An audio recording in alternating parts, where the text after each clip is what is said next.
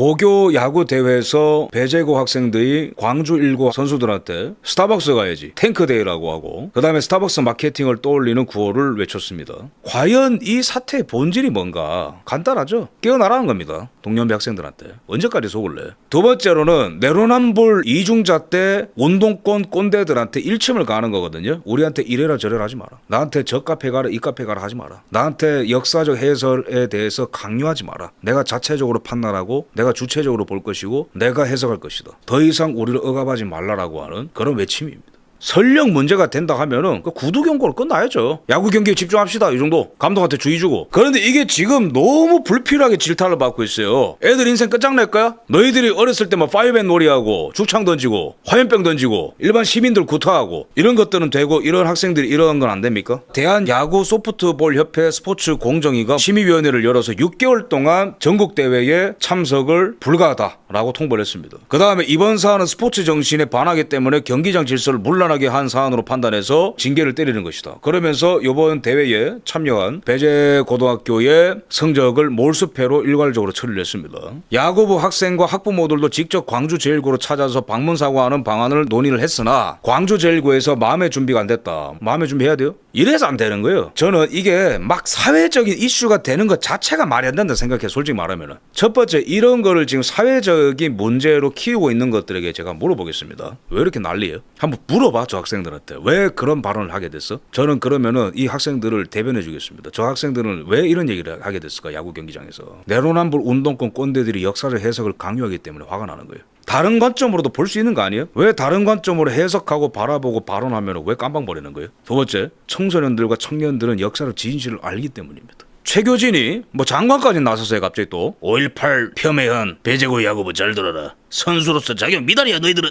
박정희 대통령 서거날을 탕탕절이라고 한 최교진이 네가 할 말은 아니다. 지가 박정희 대통령이 서거한 거는 탕탕절이라 해도 되고 야구 경기에 나온 고등학교 학생들이 여기에 대해서 스타벅스 가야지 탱크데이 그게 그렇게 막 선수의 자격까지 따질 일인가요? 뭐 쌍욕이 나왔어요. 뭐가 나왔어요? 지는 2003년에 음주운전 해가지고 면허 취소 기준에 3배 나온 0.187% 나온 인간이 학생들한테 뭘 말한 자격이 있냐고. 네가 스타벅스 가자. 이게 지금 그냥 5.18에 국한된 문제가 아니에요. 운동권의 내로남불의 이런 포갑적 지배에 대해서 화가 난 거예요. 10대 20대들이 전반적으로 다 화가 나 있거든. 이재명 지지율 보세요. 60% 이상이 왜 부정이 나오는데 10대 20대 30대가 니들은 더러운 말 다 하고 니들은 반칙 다 하고 니들은 부정 다 하고 왜 우리한테 막 깨끗함을 요구하냐 이거야. 저는 이 좌파들의 내로남불을 오늘 좀 분석을 하겠습니다. 그 다음에 체육의 탱크는 되고 스타벅스 탱크는 안 돼요. 체육이는 이놈들이 이러면서 이놈들 어디 이러면서 꼰대같이 10대 20대 학생들이 너네 전두환 좋아하잖아 이러면서 온라인상에서 얘네들 그냥 탱크로 밀어버려야 돼. 야, 스타벅스의 탱크는 안 되고 배제고의 탱크는 안 되고 이거는 더 구체적으로 밀어버려야 된다고 표현했거든요. 그러면은 상대편을 탱크로 밀어버려서 죽여도 되는 게 광주 정신입니까? 스타벅스의 탱크는 폭력적이어서 사과해야 돼. 그럼 반론할게. 최욱의 탱크는.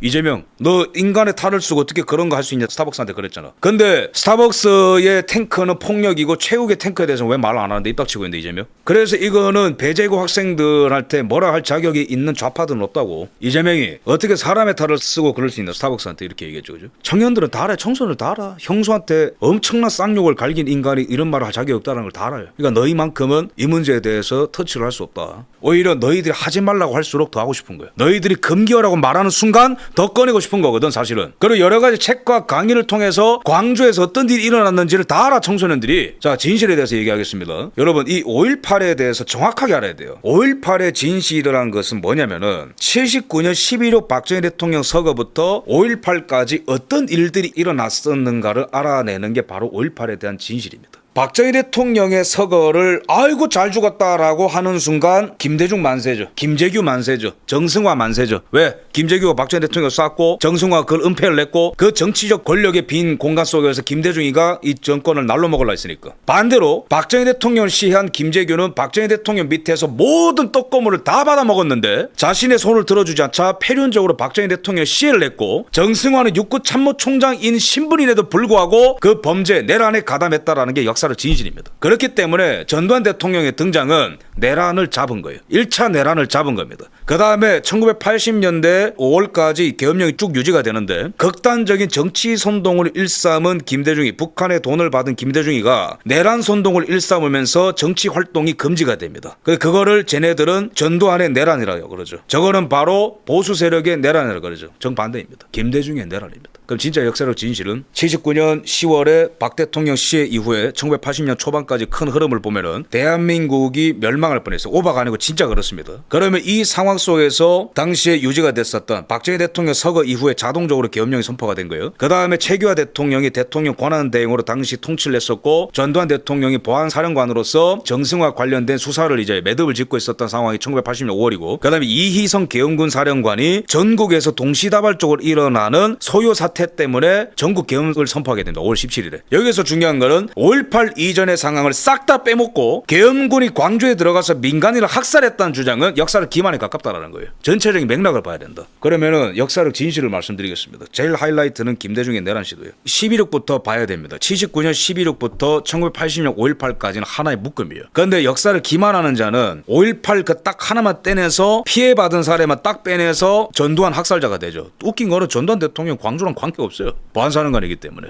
계엄사령관은 다 따로 있고 보안사령관이 월권을 해서 그런 계엄령을 선포하고 그 다음에 밑에 있는 막 작전을 다 주도하고 그건 아니 말이 안 됩니다. 작전 개념상. 시대적 배경 11.6부터 12.12 그러니까 잘 보세요. 숫자 잘 이어가서 쉽습니다. 12.6이 박정희 대통령 시해 날, 그 다음에 12.12가 전두환 대통령이 정승화 육군참모총장을 체포한 날, 그죠? 그 다음에 5월 17일에 전국 계엄령 선포 날, 그 다음에 5월 18, 5.18 일어나는 거예요. 근데 그 중에 더 중요한 게 5월 15일에 서울역 시위가 있는데 그게 바로 김대중이가 오랫동안 학생가에 돈을 뿌려서 학생들이 선동되어서 국가 전복을 깨했었던 게 바로 5월 15일입니다. 그 다음에 1950년 4월 달에 일어났었던 사복 사태가 있는데 저기 강원도에서 일어난 일이죠. 그게 뭐냐면은 3,000명의 광부들이 이제 막 열받아가지고 당시 경제가 너무 안 좋으니까 노조 지부장을 찾아가가지고 경찰서를 습격을 하고 경찰관들을 폭행해가지고 수천 명이 부상당하고 한 명이 사망하고 노조 지부장 아내까지 폭행하는 만행을 저지른 게 바로 사복 사태거든요. 그러니까 79년부터 80년 5월까지 일어났었던 일은 무질서의 연속입니다. 근데 이게 왜 중요하냐면은 1979년은 박정희 대통령의 사고 때문만이 아니라 미국이 60년대 70년대 돈을 너무 많이 쓰면서 높아진 인플레를 잡기 위해서 금리를 엄청나게 올려요. 지미 카터가. 그런데 그때 맞춰서 미국의 금리가 올라가는데 우리나라는 금리 격차 발생하죠. 그래서 우리나라에 초인플레가 옵니다. 왜? 돈의 가치가 확 벌어져 버리니까. 우리나라 원화 가치는 떨어지는데 미국의 달러 가치가 확 올라가는 거죠. 1차 금융 쇼크예요. 2차로는 79년에 이란에서 반미 시위가 일어나고 혁명이 일어나면서 유가가 폭등합니다. 그래서 중동에서는 전례 없는 유가 폭등. 그다음에 미국발 금융 쇼크. 그다음에 우리나라 기업들 줄도산하기 시작합니다. 그 상황에서 김대중이라는 정치 선동꾼이 들고 나온 게 뭐냐면은 공동부유론. 노조가 기업을 지배할 수 있어야 된다. 이딴 식의 논리고 북한과 평화 통일할 수 있어야 된다. 근데 이자가 왜 위험하냐면은 일본에서 그 조총련 알죠, 그죠? 북한 섬기는 조선인들이 만든 조총련. 조총련의 돈을 받은 게 한민통이라는 단체인데 한민통이라는 단체를 통해서 불법 자금을 수수한 게 김대중입니다. 한민통의 초대 의장이 김대중이거든요. 도망다니면서 북한이랑 그렇게 연계가 된 거예요. 누가 이런 얘기를 해줬냐고? 검찰 수사를 받던 김대중의 아내 이희호가 다 자백했습니다. 그래서 김대중에 대한 1심, 2심 전부 다 한민통 관련 사건 다 유죄가 나온 거예요. 2심에서 뭐라 말했는 줄 아십니까? 1심에서 여러 가지 어떤 법리적인 문제가 있었던 건 맞다. 하지만 그렇다 해서 김대중의 한민통 관련 사건은 그 유죄를 파기할 수가 없다. 왜? 이적단체거든. 이게 바로 1980년 5월에 일어났었던 전체적인 배경입니다. 그래서 서울뿐만 아니라 전국에서 들고 일어나야 된다. 이게 김대중파의 논리였죠. 그 결과로 서울에서 수십만의 학생들이 들고 일어나서 도시가 마비가 되고 광주까지 그 움직임이 간 거예요. 그러면은 5월 18일 광주의 아픔은 누가 1차로 비판을 받아야 되는가? 엄청난 권력 공백기에서 무질서 대한민국을 노리고 국가 전복을 깨고 북한과 연계되어 있는 내란 시도를 한 김대중이 1차 비판을 받아야 된다. 그 다음에 2차로 진압 들어갔었던 계엄군 중에 과하게 반응한 그런 분들도 비판을 받아야겠죠. 하지만 전체적인 분위기를 봤을 때에 전국적인 계엄령을 피할 수가 없었다. 왜? 거기서 사회주의 좌빨 김대중이 만약에 정권을 찬탈하잖아요. 우리나라는 그냥 넘어지는 거예요. 끝나는 거예요. 당시 분위기를 보면. 이런 엄중한 분위기를 알아야 된다는 거예요. 그래서 11.6부터 5.18까지의 이 전체적인 흐름을 아마 알아야 됩니다. 11.6 박정희 대통령이 서거를 했어요. 김재규가 쐈습니다. 근데 같은 현장에 정승화가 있었습니다. 정승화는 육군참모총장이었습니다. 그래서 정승화가 이제 이 계엄령을 선포를 하고 그 박정희 대통령 서거 이후에 그 다음에 정승화가 체포가 되고 구속이 돼요. 전두환 당시 보안사령관이 정승화를 12.12에 체포를 하고 그 다음에 내란 방조 혐의로 구속되죠. 당시 보안사령관 전두환이 왜 정승화를 체포할 수밖에 없었냐면은 이 보면 다 나와요. 김재규와 같은 장소에 있었죠. 그죠? 박정희 대통령 시해에 되던 바로 옆건물에 있었습니다. 그런데 이제 뭐 총성이 뭐 이제 M16이 수십 발 들렸는데 못 들었다 뭐 거짓말하고. 그다음에 머리가 흥크러지고 맨발에 피 묻은 김재규를 보면서도 조치가 없었다. 치조조차 안 한 거예요. 그래서 그다음에 국방장관 허가 없이 각군 총장을 소집을 하고 김재규와 함께 정권을 먹을 작전을 다 기획을 했습니다. 그다음에 이제 군에서 당시 보안사령부에서 수사를 했는데 이후 수사 기록도 다 훼손한 게 정승화입니다. 또 따라면 왜 훼손하냐고 다 찌렀어요. 각고라 해가지고. 정승화는 병력이 출동하면 어디를 경비해야 되느냐라고 물어봤습니다. 그러니까 공범이죠. 그다음에 김정섭 정보부 2차장보가 방송국 발전소 등에 부대를 배치된다라고 얘기를 해줬다. 그러니까 김재규는 실행, 옆에서 정승화는 방조, 그러니까 둘 다 내란을 저지른 거예요. 이 말을 재판 과정에서 하지만 이후에 부인합니다. 그래서 5.18 특별법으로 재판을 받을 때는 그런 일이 없었다면서 부인하면서 김재규와의 접점을 본인이 이제 부인하면서 말 바꾸기, 증거인멸, 그죠? 그다음에 당시에 현장에서 김재규와 함께 있었는데도 불구하고 어떤 조치도 없었고 박정희 대통령을 보러 가지 않고 김재규와 함께 같은 차를 타고 이제 6번으로 왔다라는 거예요. 그 자체가 공법을 가리키는 겁니다. 그래서 이제 전두환 당시에 합동수사본부장이자 보안사령관이 이걸 이제 수사를 할 수밖에 없었고 이제 정승화를 체포를 한 거죠. 정승화의 나중에 행보는 김영삼이 민주당으로 영입을 하면서 이 사람의 정체가 더욱더 이제 컨펌이 됩니다. 김영삼은 그리고 전두환 대통령을 내란으로 이제 재판에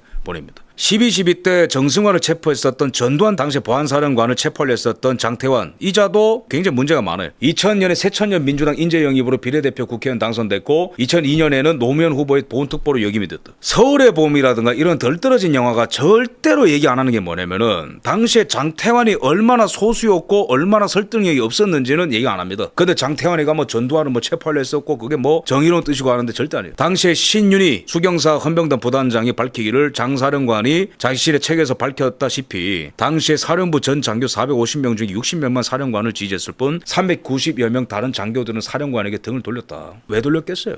누가 봐도 정승화는 김재규가 박정희 대통령 시행이 맞거든. 근데 그 정당하게 김재규를 체포하고 정승화를 체포하는 과정에서 그 전두환 보안사령관을 체포하려는 장태환이 오히려 잘못됐다는 걸 다들 인식하고 있었다는 거예요. 그래서 잡아간 거예요, 장태환을. 그런데 전두환 당시에 보안사령관의 역할이 왜 중요하냐면은 당시에 이제 미국의 CIA가 한국 상황을 어떻게 파악하고 있었는가? 박정희 대통령 사후에 한국군의 내부 파벌 다툼이 심각한 조짐이 보인다라면서 일부 장성들은 반전두환 행동 논의 모임을 열게 되었다. 이 굉장히 중요합니다. 이게 뭐냐면은 군사 쿠데타, 군사 쿠데타, 군사 쿠데타.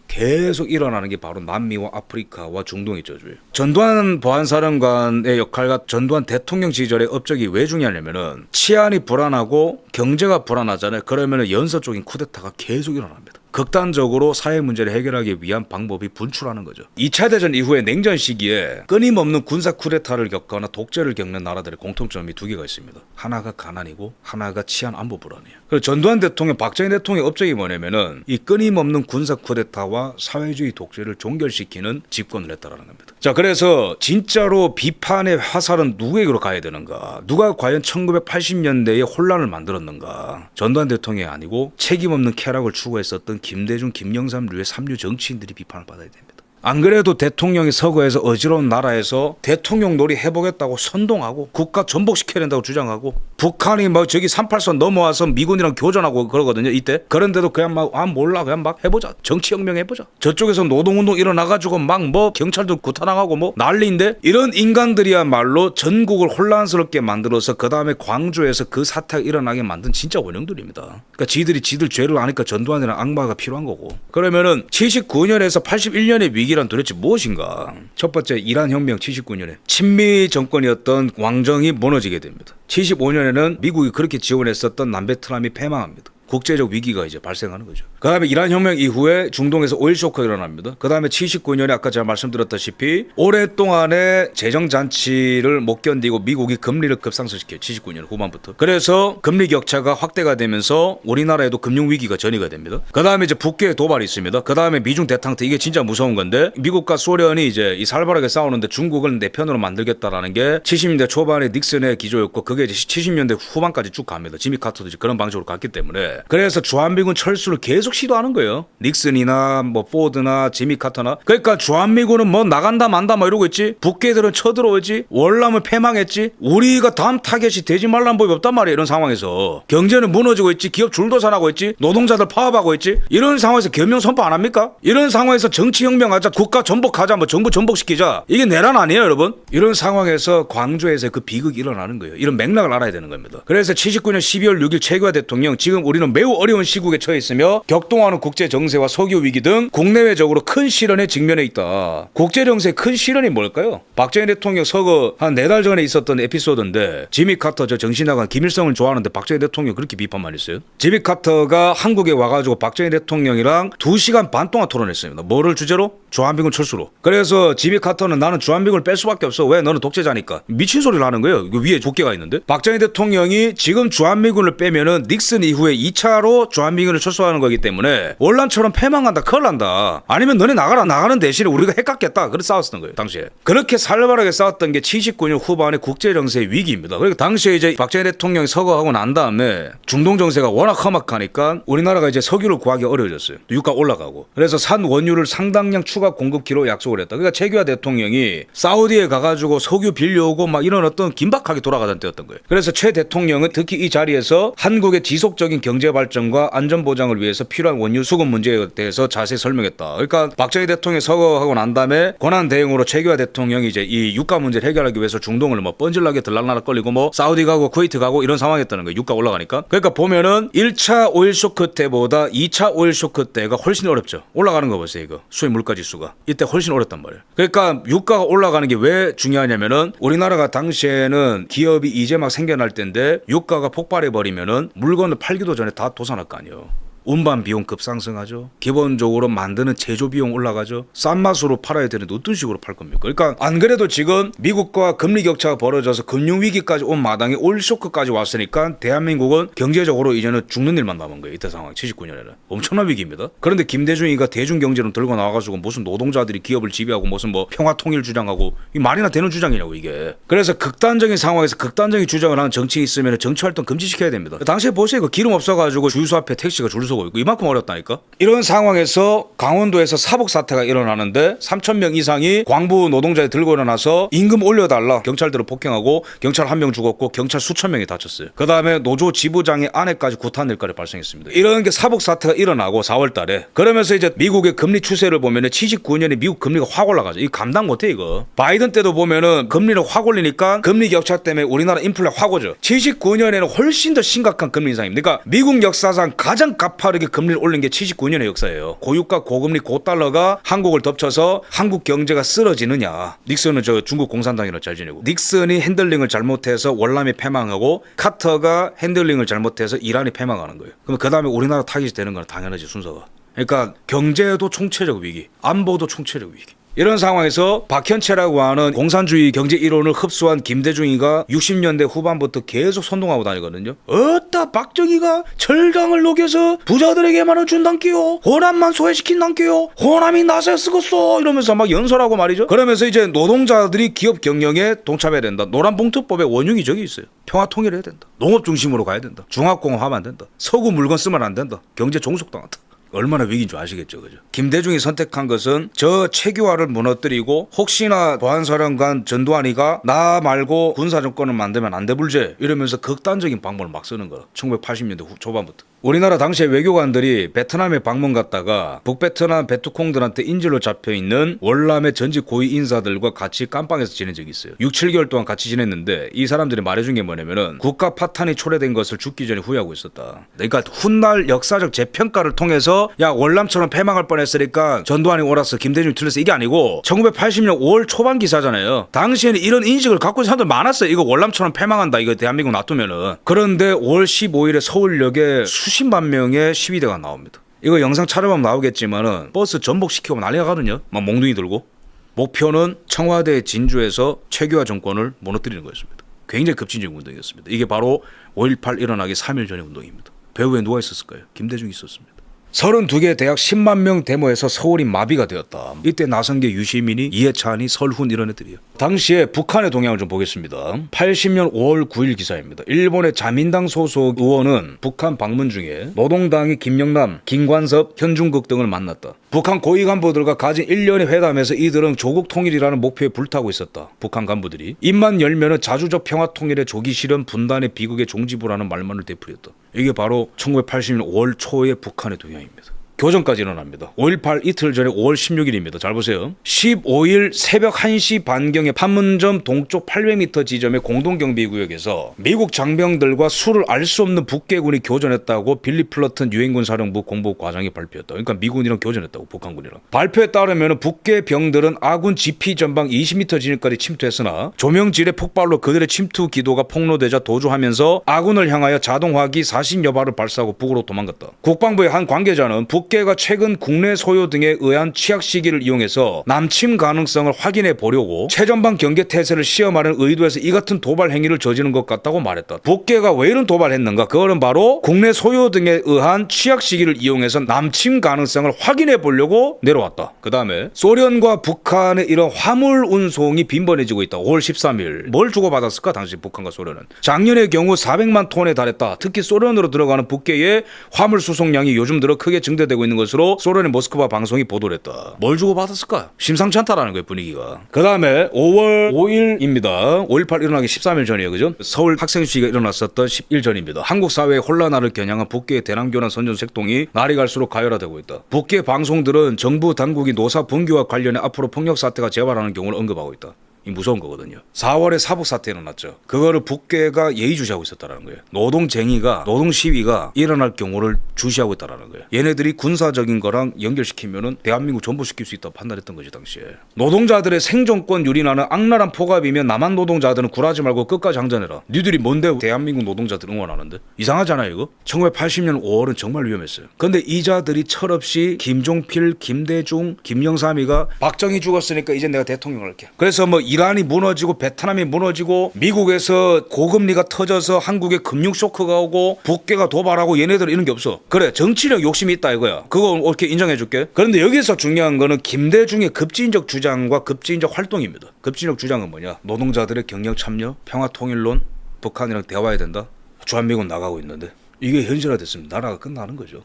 자 그러면은 당시 1980년에 사법부는 왜 김대중한테 내란 음모죄를 선고하게 되었는가? 김대중은 1980년 5월 17일 극단적인 주장과 내란 음모를 기도했다라는 혐의로 체포가 되었습니다. 참고로 왜 체포되었는가? 이 부분을 한번 정확하게 역사를 사료를 통해서 좀 볼 필요가 있습니다. 1980년 5월의 학원 소요 사태는 김대중이 11.6 이후에 국가 권력 공백기를 악용하여 북한 측 불순 분자들과의 연합을 통해서 최규하 정권을 무너뜨리고 스스로가 정권을 장악하기 위해 일으킨 내란 음모 사건으로 당시에 재판부는 판단했습니다. 그 다음에 김대중은 김영삼이 역으로 전두환 대통령을 내란으로 처벌을 했기 때문에 역으로 김대중을 풀어주게 되는 결과가 된 거죠. 그런데 역사적 증거와 역사적 자료들은 다 가리키고 있습니다. 김대중이 당시에 어떠한 반국가적 행위를 한 것인지 변함은 없어요. 당시 재판부는 이렇게 판단했습니다. 나라가 망하고 난 다음에는 기본적 자유뿐만 아니라 민족의 생존권조차 유지될 수 없다는 진실을 인도차이나 사태의 교훈이 아니더라도 이건 베트남 패망을 말하는 거예요. 당시 재판부도 베트남 패망을 알고 있었어요. 우리는 이 나라의 야당 대통령 후보였던 김대중이 반공이란 대한민국의 국시를 외면한 채 북괴의 주장과 노선에 적극 동조하는 반국가적 행위를 장했을 뿐만 아니라 선량한 학생들을 선동 오도하여 개인의 정치력 욕망 달성의 도구로 이용하여서 국가와 사회로 혼란에 빠지겠다는 것은 용납할 수 없다. 당시 재판부는 정확하게 들어보고 있었습니다. 당시에 김대중은 내란 음모 국가보안법, 반공법, 개헌법, 외국한 관리법 위반죄 적용을 통해서 사형 선고를 받았어요. 당시에 재판부가 김대중으로부터 뺏은 돈을 잘 보세요. 일화와 미화가 있죠. 왜 일화가 있을까? 왜 미화가 있을까? 그거는 바로 김대중이가 외국에서 북한의 돈을 받았다는 것을 강력하게 시사하는 겁니다.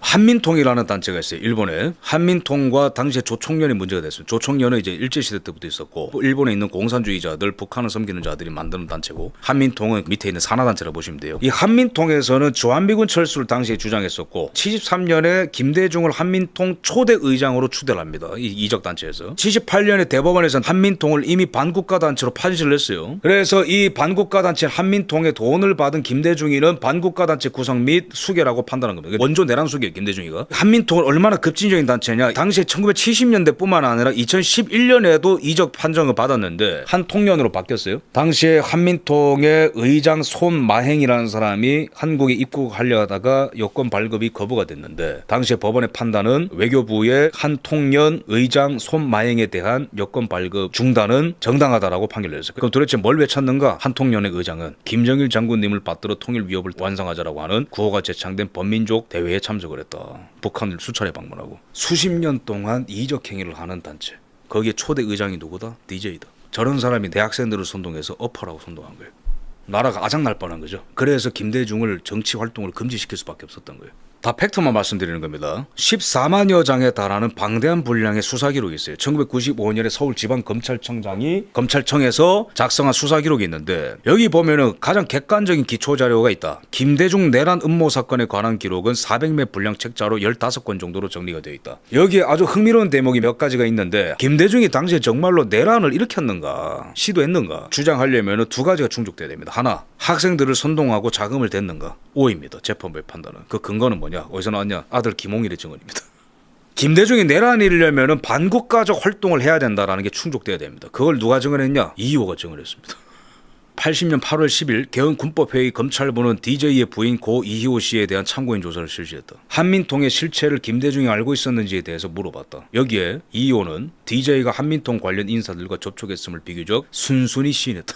이호뿐만 아니라 김대중과 가까웠던 또 다른 사람의 증언도 있습니다. 이 책자에. 나는 김대중한테 한민통 인사들을 멀리하라고 몇 차례 경고했다. DJ는 일본 망명 기간 동안 73년 한민통 의장으로 추대된 적이 있다. 당시 중앙정보부는 한민통이 북한과 연계된 조직임을 눈치채고 DJ를 국내로 강제 송환시켰다. 계엄사와 합수부도 이 사건을 조사했다. 주일 한국대사관이 자료를 보내줬다. 조총련 한민통 일본 본부 김대중 관계라는 보고서가 바로 그것이다. 그해 7월 3일에 김대중 내란 음모 사건을 수사하던 합동수사 본부가 주일 한국대사관에 자료를 보내주었다. 이 보고서에는 이희호 씨의 진술조사에 나온 한민통 간부 김종충의 역할에 대해서 자세히 실려있다. 그러니까 이희호의 진술과 주 일본 한국대사의 보고와 수사기관의 조사 내용이 일치한다는 거예요. 김종충이라고 하는 이 종북인사입니다. 이 사람은 배투콩파로 분류가 된다. 살벌하죠, 그죠? 김종충은 조총련으로부터 돈을 받아서 그거를 김대중한테 줬다라는 거예요. 왜 재판부가 김대중으로부터 엔화와 달러를 압수했는지 알겠죠, 그죠? 보고서는 김종충 및 배동 호가 김대중에게 제공한 자금은 동인 김종충을 말하는 거죠.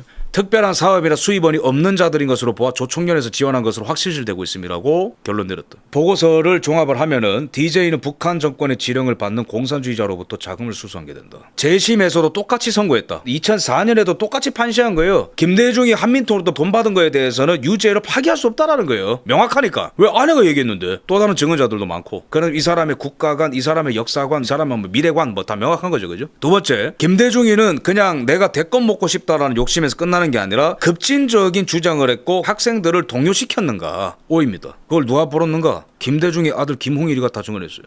자, 김홍일에 따르면은 80년 2월 16일 그러니까 5.18이 일어나기 3달 전이죠. 그래서 제가 맥락을 말하는 거예요. 이게 다 빌드업이 있다니까. 학생들이 왜 들고 일어났겠어? 뒤에서 부추기는 사람들이 있고 돈을 받으니까 그런 거지. 2월 16일부터 3월 7일까지 아버지 김대중으로부터 조직원 포섭비 50만 원을 제공받았다. 당시 큰 돈이에요. 그래서 김땡 경희대 김땡우에게 뭐 이렇게 돈을 줬다. 국회의원 김상현의 비서였던 송땡달에게 20만 원을 줬다. 포섭을 했다. 포섭 대상자들의 구체적인 조건에 대해서도 상세히 진술했다. 그 조건은 다름 아닌 대정부 투쟁 경력이 풍부한 복학생과 학생 데모를 주도할 수 있는 능력이다. 복학생 누구일까요? 김홍일의 돈을 받은 사람이 심재철입니다. 당시에 서울대 총학생회장이고 그 다음에 서울대 복학생 대표가 이해찬이거든요. 당시에는 김대중의 자금을 갖고 김홍일이가 학생들을 포섭하고 다닌 거예요. 어떤 사람들? 대정부 투쟁 경험 있는 사람들. 학생 데모를 주도할 수 있는 사람들. 근데 그 배후에 일어났던 일이 있었다는 걸 많은 사람들이 몰라요. 문제는 이 규모가 서울에 국한되는 게 아니라 전국 규모였다는 거예요. 그래서 김홍일이 나중에 국회의장이 되는 문희상과 함께 만든 게 연청이라는 조직이거든요. 김대중을 미는 한 30만 규모의 전국 단체였어요. 전국 지방 조직을 확대해서 김대중을 대통령 옹립하기 위한 대정부 투쟁을 강력하게 추진하자. 5.18이 일어나기 전의 상황입니다. 이 바로. 그러다가 이제 대형 사고가 터지는 겁니다.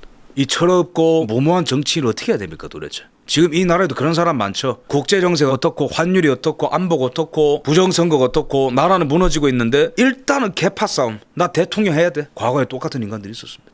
근데 이제 당시에 이해찬의 진술서가 있습니다. 이거 읽어보면은 어떤 지령을 받았는가. 서울시 각 대학과 지방대학이 일제히 시위하도록 하라고 지시했다. 조속한 시일 내에 대규모 가두 시위를 하여 정부를 타도하라. 각 대학은 다음에 알려주는 일자에 광화문에 집결하라. 그 다음에 경찰 저지선 돌파를 위해서 강목, 화염병, 돌멩이를 준비하라. 경찰은 요즘 사기가 저하되어 있기 때문에 투석만 하면 얼마든지 뚫릴 것이다. 충돌 과정에서 부상자가 생기면 일반 시민이 합세하여서 4.19와 같은 사태가 벌어질 것이다. 유혈 사태를 거의 준비하는 거죠, 이 정도면. 중앙청을 비롯한 주요 시설물을 점령하는데 이때 학생들의 희생이 있을 것이므로 각오를 단단히 해야 된다라는 등의 지시를 받았다. 정부 정복을 시도하라고 했다. 그래서 국민연합과 학교시위 공동투쟁으로 발전되기 시작했다. 국민연합은 김대중이 다른 인간들이랑 같이 만든 단체입니다. 당시 학생들은 나중에 이제 이 역사를 기만하는 자들의 주장에 따르면은 민주주의를 위해서 나섰다라고 주장합니다. 그런데 당시의 역사적 기록물과 국제 정치와 경제사를 딱 봤을 때 이게 과연 민주화인가 아니면은 난동인가? 뭐 유혈 사태 이런 거 막 준비하잖아요. 전복이라는 표현이 나오잖아요.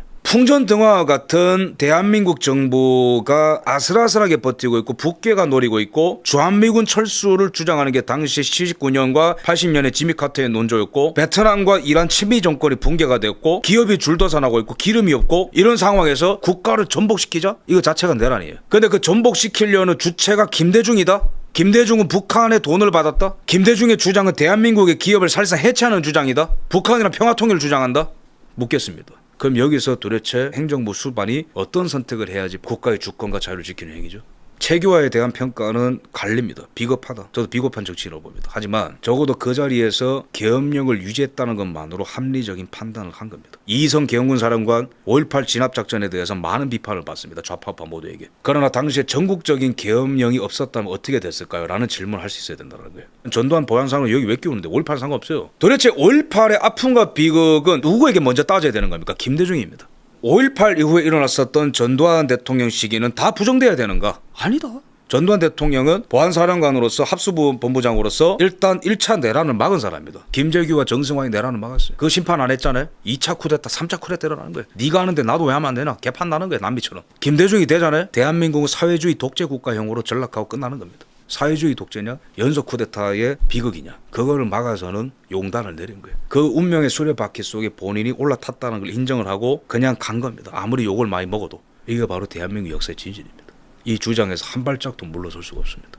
그래서 오늘은 제가 마지막으로 드리고 싶은 말씀은 배제고 학생들이여 고개를 들라. 아무런 잘못한 게 없다. 시대가 변하고 있는 것 같다는 생각을 하게 됐어요. 쟤네들은 10대, 9구, 1배 이런 표현으로 가겠지. 근데 제가 바라보는 관점 달라요. 우리한테 강요를 그만하라는 외침으로 보이더라고요. 당신들의 위선을 그만 보고 싶다는 거예요. 물론 그 대상이 학생 대 학생이라서 약간의 뭐 논란은 생길 수 있겠지만 그렇다 해서 이게 사회적으로 매장되고 학생들의 어떤 뭐 인생을 뭐 파묘해야 되고 절대 그럴 이슈가 아니다. 오히려 왜 이러한 발언이 나오게 되었는가를 돌아보게 된다라는 거죠. 돌아봐야 된다라는 겁니다. 예.